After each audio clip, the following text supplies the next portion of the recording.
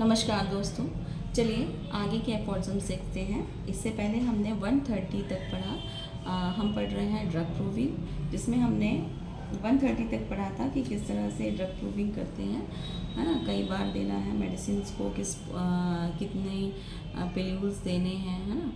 और कितने बार रिपीट करना है। इसके बाद आगे के एफॉर्ड्सम्स हैं 131, जिसमें हनीमैन सर क्या कहते हैं, but if in trying to obtain even a slight effect it become necessary to administer increased doses of some drug to a person of several days of in successions, we may discover the various morbid conditions which this drug is capable of producing in general। ठीक है, यहाँ पर Hahnemann sir कहते हैं कि हमें किसी एक ड्रग का स्लाइटेस्ट से स्लाइटेस्ट एक्शन चाहिए, है ना। क्या इफ़ेक्ट ये ड्रग करती है, स्लाइट से स्लाइट इफ़ेक्ट चाहिए। तो हमें कैसे ड्रग देनी है कि एक ही पर्सन में वो ड्रग हमें सक्शन के रूप में कई बार देनी है, सेवरल टाइम्स देनी है, सेवरल डेज देनी है सक्शन के रूप में, और इंक्रीजिंग डोजेस में देनी है ना, इंक्रीजिंग उसमें देनी है। तो उससे क्या होगा कि जनरली जितने मॉर्बिड कंडीशन वो एक पर्सन में प्रोड्यूस कर सकती है वो प्रोड्यूस करेगी, ठीक है। But we will not learn the consecutive order of their appearance and decide a second dose by its curative effect will often remove some of the symptom resulting from the previous dose, or a second dose may produce the opposite condition from that of the first। कह रहे हैं हम successive doses तो देंगे, लेकिन उससे हमें order तो पता नहीं है कि कौन सा सिम्टम किस ऑर्डर पे आएगा, है ना। और हम चूँकि ड्रग प्रूविंग कर रहे हैं तो हमें उस ड्रग के बारे में ज़्यादा नॉलेज नहीं है कि क्या क्या सिम्टम दे सकती है, ठीक है। तो इसमें कह रहे हैं कि हनीमैन सर कि ये इसमें कई कंडीशन भी लागू हो सकती हैं। जैसे कि हमने एक बार मेडिसिन दी,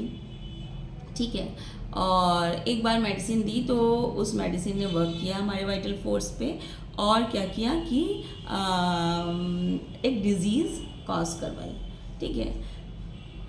सिम्टम दिए। लेकिन जब हमने दूसरी डोज दी तो वो हो सकता है, इससे पहले भी हमने पढ़ा कि जब सिमिलिया मिलता है तो क्यूरेटिव एक्शन होता है, हम मेडिसिन देते हैं, ठीक है। तो वो क्यूरेटिव एक्शन है, या फिर हम और भी सेवरल डोजेस चूँकि देते जाएंगे तो वो आफ्टर इफ़ेक्ट है, कि वो क्यूरेटिव एक्शन है, कि वो अल्टरनेटिंग इफ़ेक्ट है, ये हमें मालूम नहीं चल पाएगा, ठीक है। हम सक्सेसिव डोजेस में तो देंगे, उसके सारे इफ़ेक्ट हमें लाने हैं मेडिसिन के, लेकिन वो क्या हो रहा है उसके अंदर वो सक्सेसिव डोजेस में, है ना, हमें नहीं पता चल पाएगा। तो जो एक बार सिम्टम आए किसी एक पर्सन में, फिर जो इस तरह के जब हम रिपीटेड डोजेस देंगे तो जो सिम्टम्स आते हैं वो एम्बिगुअस सिम्टम्स हैं, या curative effect, after effect symptom है, अपोजिट कंडीशन वाले एक्शन है, ठीक है। तो उनको क्या करते हैं हम, आगे सर ने दिया है कि too frequent repetition of dose produce ambiguous symptom which should be marked as unreliable by enclosing them in bracket, ठीक है। तो सर ने कहा कि ये अस्पष्ट सिम्टम्स को हम ब्रैकेट में लिख लेंगे, ठीक, जो बाद में इस तरह से डोज देने के बाद आएंगे। Until other more exact experiment shall have prove them to be either effect, after effect of the organism और alternating effect of the drug, ठीक है। तो एक पर्सन में हम सक्सेसिव डोजेस दे रहे हैं और सिम्टम्स आ रहे हैं, उनको हम लिखते जा रहे हैं, पहले जो सिम्टम्स आए फिर सक्सेसिव डोजेस पे जो सिम्टम्स आ रहे हैं तो वो अभी ऑब्सक्योर हैं, तो उनको हमने ब्रैकेट में लिखेंगे। फिर हम और भी, चूँकि प्रूविंग तो हम कई सारे लोगों पर करेंगे, तो फिर हम जो और भी लोगों पर वो प्रूविंग करेंगे, उस तरह के सिम्टम्स देंगे, वो लोग देंगे, तो हम तब हमें क्लियर होगा कि ये अगर इस तरह से सिम्टम आ रहे हैं तो कौन से क्यूरेटिव हैं, कौन से आफ्टर इफेक्ट हैं, और कौन से अल्टरनेटिव इफेक्ट हैं, ठीक है। बार बार अगर वो सिम्टम्स आएंगे तो, ठीक। इसके बाद 132 में कह रहे हैं कि but if it it is our purpose to observe a drug of moderate strength. अगर हमारा ये पर्पस है कि हम किसी ड्रग को प्रूव करें उसकी मॉडरेट स्ट्रेंथ कितनी है, तो with regard to its symptom alone without reference of consecutive order और duration of the drug effect, कि हमें उसका कंसिक्यूटिव ऑर्डर नहीं चाहिए कि किस सिम्टम के बाद क्या सिम्टम आएंगे, या फिर हमें ड्यूरेशन ऑफ इफेक्ट नहीं चाहिए कि इसको देने तक कितने ड्यूरेशन तक ये इफेक्ट रहा। अगर ये नहीं चाहिए और हमें मॉडरेट स्ट्रेंथ चाहिए कि कितना ये ड्रग प्रूव कर सकती है कितने सिम्टम्स को, तो हमें क्या करना है, it is preferable to produce by administering and increase dose for several successive days. तो हमें इंक्रीजिंग डोजेस सेवरल डेज तक, सक्सेसिव डेज तक देनी है, ठीक है। In this manner the effect of every drug through very mild and previously unknown will be disclosed, particularly if it is tested by sensitive person। कह रहे हैं तो क्या होगा कि इस मैनर में क्या होगा कि हर ड्रग का माइल्ड से माइल्ड सिम्टम और जो है और जो नहीं पता था प्रीवियसली अननोन सिम्टम थे वो सारे के सारे डिस्क्लोज हो जाएंगे। और अगर हम इस टेस्ट को किसी सेंसिटिव पर्सन में करते हैं तो और मोर क्लियर वो सिम्टम सारे मॉडरेट आ जाएंगे उसमें, ठीक। इसके बाद नेक्स्ट है 133। उसमें क्या कहते हैं कि when some of the drug symptom begin to appear, जब कुछ सिम्टम्स आने लगे तो it is useful and desirable, वो अगर यूजफुल है डिज़ायरेबल हैं, in order to determine the symptom accurately that the experimenter assume various posture in order to observe in the sensation is increased, lessen और made to vanish by motion of the affected part, ठीक है। कि कुछ symptom आया और हमें उस symptom का एक्यूरेट हर चीज़ चाहिए, तो हमें जो मेंटर है, जो एक्सपेरिमेंट जिसके ऊपर हो रहा है उसको ये बोलना होगा कि हमें कोई जैसे पेन ही है तो किस पोस्चर में ये पेन कम हो रहा है, किस पोस्चर में ये बढ़ रहा है ना।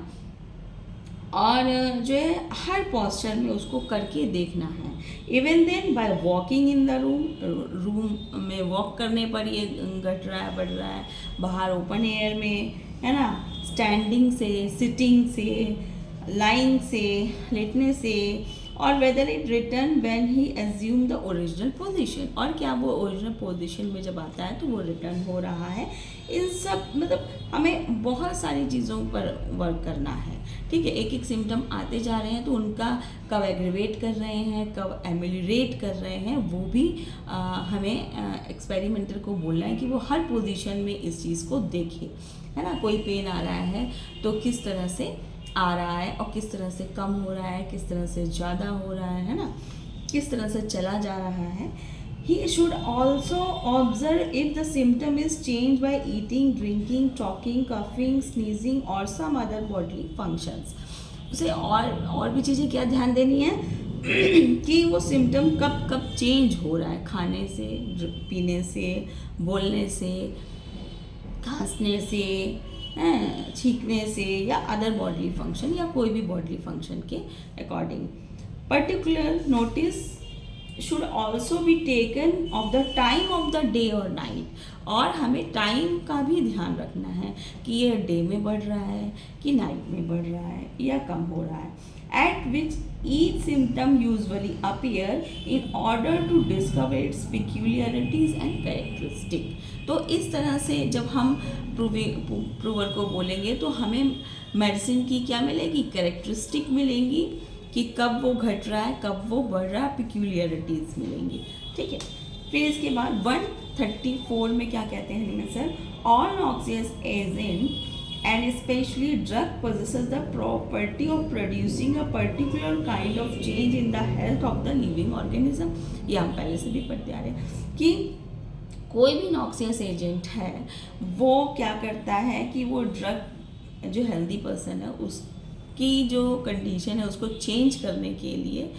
क्या है, उसकी हेल्थ को चेंज कर देता है किसी भी मैनर में। But not every symptom peculiar to one drug, लेकिन हर ड्रग एक जैसे सिम्टम नहीं देती है, ठीक है। Appear in the same person, और एक ही पर्सन में ठीक। Neither do all become manifest at once nor during a single experiment, कह रहे हैं कि एक ही सिंगल एक्सपेरिमेंट में सारे सिम्टम नहीं देती है,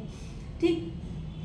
और एक ही बार में नहीं देती है। A prover first experience certain symptom and other during second and third trial, कोई प्रूवर है,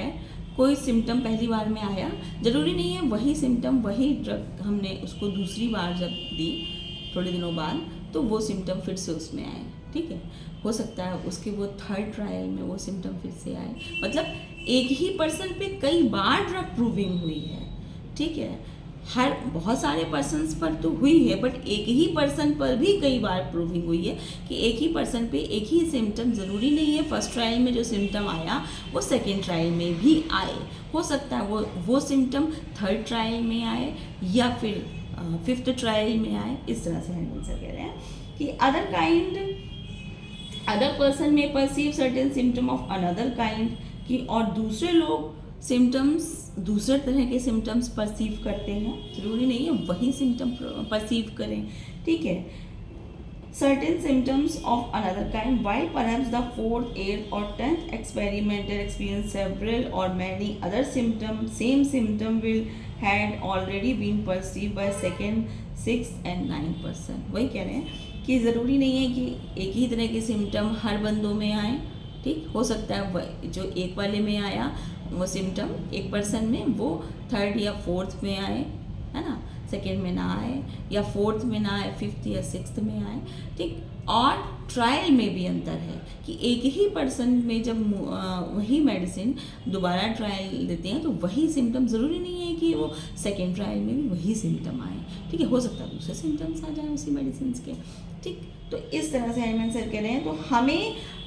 सारे मतलब सारा का सारा प्रूविंग देखनी है, तो हमें हर तरह का ट्रायल करना है कि एक ही पर्सन पे कई बार मेडिसिन ट्रायल करनी है और बहुत सारे पर्सन्स पे भी मेडिसिन कई बार ट्रायल करनी है, ठीक है, बहुत सारे सेक्सेस पे ट्रायल करनी है, सारे एज कंडीशंस पे ट्रायल करनी है ना, और इससे पहले हमने पढ़ा कि उसके एग्रीवेशन और एमिलरेशन का भी देखना है, डे एंड नाइट एंड, है ना, पॉस्चर पर ध्यान देना है। इसके बाद neither do these symptom appear at the same hour, और यहाँ तक कि कह रहे हैं कि एक ही सिम्टम, ज़रूरी नहीं है कि एक जो सिम्टम एक पेशेंट में 10 घंटे बाद आया था तो वो नेक्स्ट में भी 10 घंटे बाद ही आए, ठीक है, मेडिसिन लेने के बाद, तो सेम आवर में आए ये ज़रूरी नहीं है। फिर 135 में क्या कहते हैं sir, the totality of the element of disease which a drug is capable of producing is brought near perfection only by manifold experiments instituted by a select variety of individuals of both sexes, ठीक है, कि किसी drug की disease producing power को check करने के लिए उसकी टोटलिटी अगर हमें चाहिए तो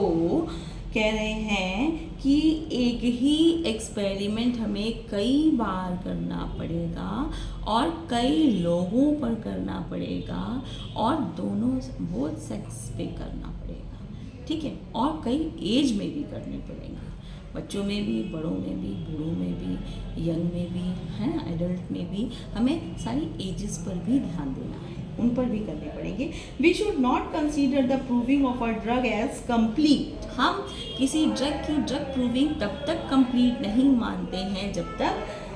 with regard to morbid condition it is capable of exciting by means of its peculiar power of changing the state of health until all provers after repeated trials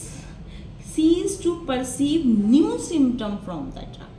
ठीक है, कह रहे हैं कई सारे ट्रायल सभी प्रूवर पे हम कर रहे हैं और जब तक वो नए सिम्टम देते रहेंगे तब तक हमारी ड्रग वो कंप्लीट प्रूव नहीं हुई है। कंप्लीट प्रूविंग के लिए हमें क्या चाहिए कि जब तक वो सारे लोग जो प्रूव कर रहे हैं मेडिसिन्स वो पुराने ही सिम्टम रिपीट ना करने लगे। अगर एक भी बंदा नए सिम्टम दे रहा है तो वो ड्रग पूरी तरह से अभी प्रूव्ड नहीं हुई है, ठीक है। After repeated trial cease to perceive new symptom from the drug and until they begin to observe upon themselves, mostly symptom like those already experienced by others. ठीक है, तो यहाँ पर हैनीमैन सर ने ड्रग प्रूविंग की condition रख दी कि कब हमें बंद करनी है किसी ड्रग की प्रूविंग, जब वो सभी लोगों में रिपीटेड वही सिम्टम बार बार ना देने लगे। ठीक है, जब तक एक भी नया सिम्टम आएगा तब तक हमारी वो ड्रग की प्रूविंग चलेगी, और जब सारे पर्सन्स में वही रिपीटेड सिम्टम आने लगे, भले उसके ऊपर वो सिम्टम ना आया हो बट किसी और ने उस सिम्टम को एक्सपीरियंस किया होगा, तो वो फिर ड्रग